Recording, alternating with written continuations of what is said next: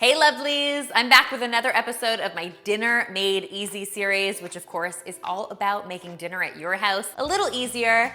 And today I have got 3 delicious meatless mains that are perfect for the vegetarian or the vegan in your life, and also are wonderful if you just happen to celebrate Meatless Mondays.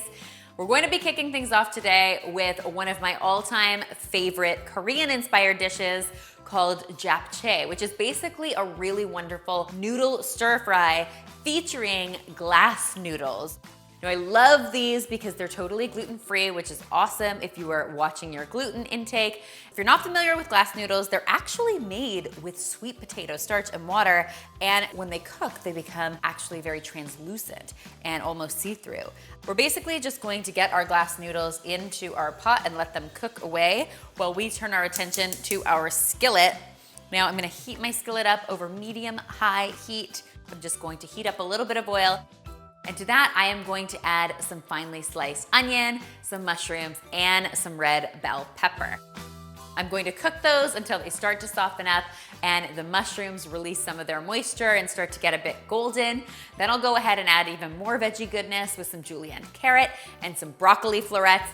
I'll give those another few minutes to soften up and get delicious in that pan. Then for some flavor, of course, we've got our classic combination of freshly grated ginger and some minced garlic. Once that's nice and fragrant, we can go ahead and add our glass noodles, which have been drained. We're keeping it glassy here, folks. And finally, we will hit this with a little bit of seasoning. So I've got some tamari sauce, which is basically just gluten-free soy sauce. And we'll also be adding some agave to this. It only takes another 1 to 2 minutes of cooking for this dish to be ready to be devoured. And oh man, are we ever excited here about doing that.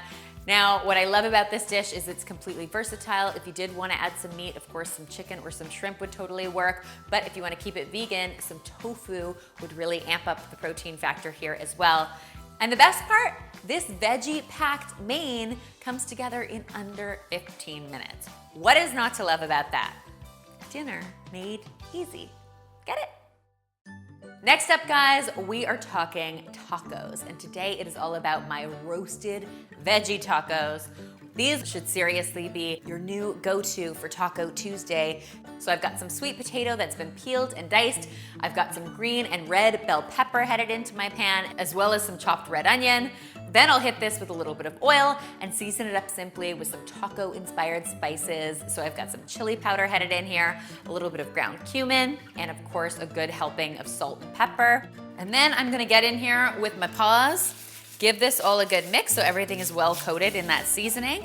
My oven has been preheated to 375 degrees Fahrenheit, so we'll just get these beauties into the oven and let them roast away for between 20 and 25 minutes or until that sweet potato is nice and tender and everything softened up.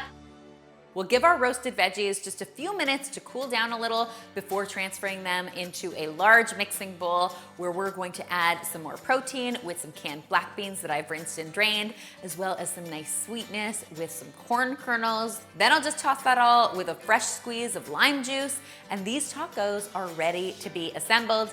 I like serving them on some corn tortillas with a little bit of fresh cilantro, some salsa verde, and some fresh lime wedges for garnish. If you wanted to add a sprinkle of cotija cheese here, you absolutely could, or you can leave them just as is, completely vegan and completely delicious. And finally, for all you tofu lovers out there, I'm going to be mixing up some black pepper tofu, which yes, is just as good as it sounds. This amazing black pepper tofu all starts with a really wonderful sauce. So I have a combination of a vegetable broth that's been mixed with some soy sauce. To that, I am adding some minced garlic, a little freshly grated ginger, some agave for sweetness, so we've got a nice balance of sweet and salty. And then I have some cornstarch. So this is gonna really help thicken up our sauce and help it coat our tofu really, really beautifully once it's all cooked.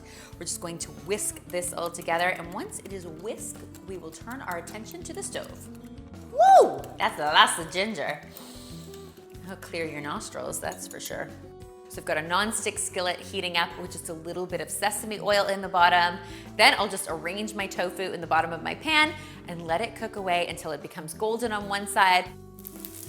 Just a few short minutes later, you can go ahead and flip all of that tofu. You'll see it's nice and golden on one side, get it golden on the other side, and then we can add our sauce. I'm going to let my sauce cook down for maybe a minute or two, just until it's got that nice syrupy consistency and is really coating my tofu. And of course, the final step in my black pepper tofu is to add a whole heaping helping of freshly ground black pepper. This is the kind of dish that really tickles your nose the way only black pepper can. Super, super yummy. Now, I love serving this tofu up with a little bit of white rice and this incredibly tasty snap pea, carrot, and edamame salad. I actually prepped this salad in one of my meal prep videos for back to school. If you haven't checked out that video, I highly recommend you do. I will of course link it in the description box below so you can make it for yourself. And that's it, guys. What you have got is yet another dinner made easy.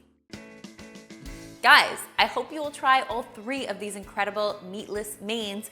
And of course, if you do, be sure to tweet me, Instagram me, or Facebook me a photo, because you guys know how much I love seeing your kitchen creations. Keep in mind, the full recipes are in the description box below. You can find them there. And finally, if you haven't already, be sure to subscribe, because there is lots more dinner deliciousness where this came from.